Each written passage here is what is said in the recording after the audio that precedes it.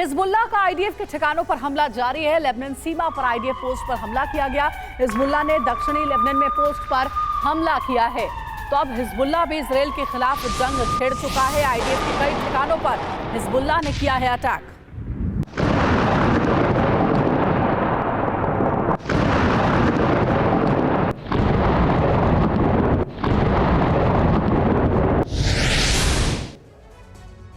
और जंग के बीच हिजबुल्लाह को बड़ा झटका। हिजबुल्लाह के 2 लड़ाके ढेर हुए हैं। इजरायली हमले में मारे गए दोनों लड़ाके हिजबुल्लाह ने दोनों लड़ाकों के मारे जाने की पुष्टि की है।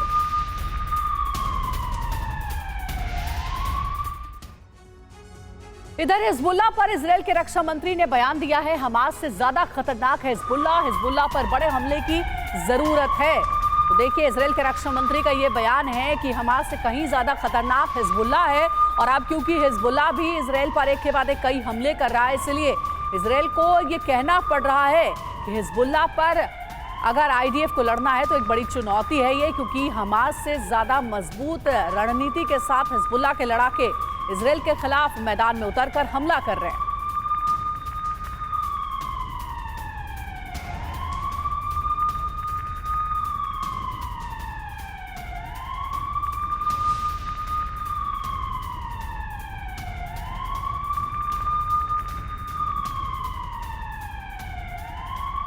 तो लेबनान और इजराइल सीमा पर जिस तरह का तनाव है, उससे यह सवाल उठ रहा है कि लेबनान में क्या गाजा जैसी तबाही तय है।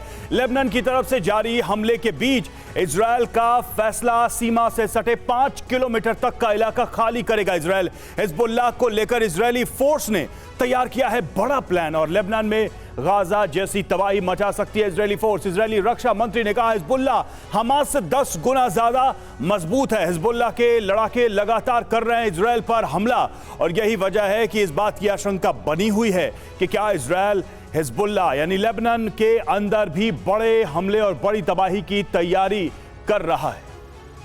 जी हां, तो लेबनान में गाजा जैसी तबाही तय माना जा रहा है, क्योंकि लेबनान भी अब इजराइल के खिलाफ जंग छिड़ चुका है। दोनों ही ओर से हमले जारी हैं और इसी पर चर्चा करने के लिए हमारे साथ स्टूडियो में देखिए खास मेहमान भी जुड़ गए हैं। मेजर जनरल रिटायर्ड संजय सोईसर रक्षा विशेषज्ञ हमारे साथ हैं और कर्नल रिटायर्ड यूएस राठौर साहब हमारे साथ रक्षा विशेषज्ञ। आप दोनों का बहुत स्वागत है। संजय सोईसर, पहला सवाल आपसे, लेबनान भी अब इजराइल के खिलाफ जंग छेड़ चुका है और इजराइल के रक्षा मंत्री खुद ये कह रहे हैं कि जो हिजबुल्लाह के हमले हैं वो कहीं ज्यादा हमास से खतरनाक है। हमास से तो किसी तरीके से आईडीएफ निपट रही है, लेकिन क्या हिजबुल्लाह के लड़ाकों को भी पटखनी देने में कामयाब हो पाएगी आईडीएफ? नहीं, देखिए अंजलि जी, ये वाकई में जो चैलेंज है मतलब 3-4 दिन से हम देख रहे हैं काफ़ी ज़्यादा बढ़ गया है और इस चीज़ की उम्मीद हम लोग भी कर रहे थे और तकरीबन इजराइल ने भी किया हुआ था कि एक तरफ जब हमास है तो दूसरी तरफ हिजबुल्लाह चुप कैसे रहेगा। और धीरे धीरे उनका एक्शन शुरू हो गया। शुरू में उनका डिस्प्यूटेड एरिया में किया, लेकिन अब हमले बढ़ते जा रहे हैं। यहाँ पर मैं ये कहना चाहूँगा कि जो उनका बयान है वो बिल्कुल ठीक है, क्योंकि हमास को इन्होंने चारों तरफ से घेर लिया है और उनके पास फ्रेश सप्लाई आना बड़ा मुश्किल है। हमास के पास चाहे समुंदर से है या इजिप्ट की साइड से है या बाकी तीनों तरफ से तो इजराइल से घिरा हुआ है। तो दूसरी बात यह है कि हिजबुल्लाह के पास लगातार पीछे से हथियारों की सप्लाई आ सकती है और जो ये भी खबर है कि क्योंकि इनके पास पहले से सप्लाई पीछे से आना आसान था, तो वहाँ पर उनके पास जो नंबर ऑफ रॉकेट्स हैं वो कह रहे 1.5 से 2 लाख। सर, आप पीछे से सप्लाई की बात कर रहे हैं यूएस राठौर साहब, मतलब साफ है कि बैकएंड से कहीं ना कहीं इस वॉर में अगर हिजबुल्लाह फुल फ्लेज यानी कि खुल के आता है तो इजराइल भी पूरी तरह से शामिल, ईरान भी पूरी तरह से इजराइल के खिलाफ शामिल हो जाएगा। देखिए, हिजबुल्लाह हमेशा पोटेंट फोर्स रहा है और आप रवि सही कह रहे हैं कि ईरान हिजबुल्लाह की डायरेक्ट प्रॉक्सी है, क्योंकि दोनों का शियाइट रिलीजन होने के कारण भी एक उनका अलाइनमेंट बनता है। और हिजबुल्लाह ने इजराइल को कई बार टेस्ट किया है, इनके बड़े बड़े फाइट्स हुए और जिस तरीके की तैयारी है हिजबुल्लाह की, और हिजबुल्लाह को चारों तरफ से घेरा नहीं जा सकता, तो उसकी पूरी जो मिलिट्री पावर है वो इंटैक्ट है। अभी तक इजराइल ने उसको डिग्रेड नहीं किया जैसे हमास को थोड़ा डिग्रेड किया है। तो अगर ये फ्रंट खुलता है, मैं मानता हूँ कि इजराइल के पास एनफ आर्मी है दोनों फ्रंट पे लड़ने के लिए। लेकिन इस जंक्चर पे अगर हिजबुल्लाह का फ्रंट खुलता है इजराइल के लिए एक एडेड प्रॉब्लम होगी। मैं जाते जाते ये भी बताना चाहूँगा, हिजबुल्लाह के पास स्कड मिसाइल्स हैं जो कि आसानी से तेल अवीव तक पहुँच सकते हैं। जी, और इसीलिए इजराइल की ओर से ऐसा बयान भी जारी किया जा रहा है कि हमास से कहीं ज्यादा खतरा हमारे लिए हिजबुल्लाह लेकर आ रहा है। देखिए, एक और बड़ी खबर है, TV9 की लाइव रिपोर्टिंग के दौरान हमले का अलर्ट। तेल अवीव में हमले का रेड अलर्ट सायरन बजा है और हमले का अलर्ट के बाद तेल अवीव में सायरन लगातार बज रहे हैं। अलर्ट के बाद तेल अवीव में अफरा तफरी का माहौल है। सुरक्षित ठिकाने की तरफ भागते दिखे लोग। तेल अवीव से TV9 संवाददाता मनीष झा की एक ग्राउंड रिपोर्ट आपको दिखाते हैं।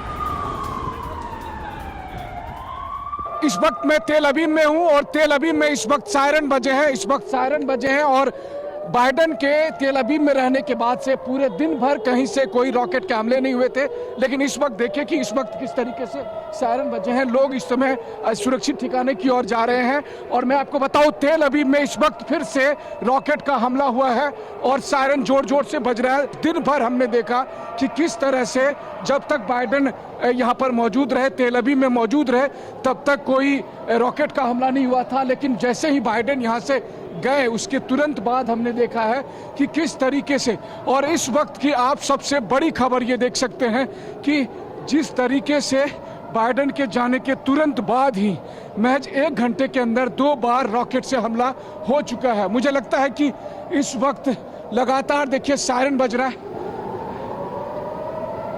आप सायरन की आवाज सुनिए।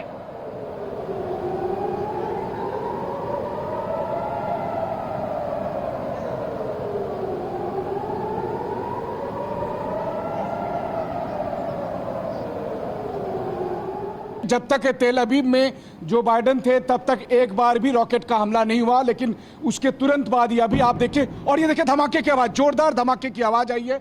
इसका मतलब है कि आयरन डोम ने रॉकेट को डिस्ट्रॉय कर दिया है, यहाँ पर उसे नष्ट कर दिया है। और अभी तुरंत ही अभी जोर से सायरन की आवाज बजी और उसके तुरंत बाद ही सभी लोग सुरक्षित ठिकानों की ओर चले आए, बंकर में और दूसरी तमाम सुरक्षित जगह पर चले आए। इस वक्त देखिए मैं भी एक बिल्डिंग के कॉर्नर में हूँ और मेरे साथ यहाँ पर कई और भी लोग हैं यहाँ पर मौजूद हैं, जो जहाँ पर जिस पोजीशन पे था, ये तमाम जो गाड़ियाँ आप देख रहे हैं सब अपनी अपनी गाड़ियों से उतरकर सुरक्षित ठिकानों की ओर चले आए।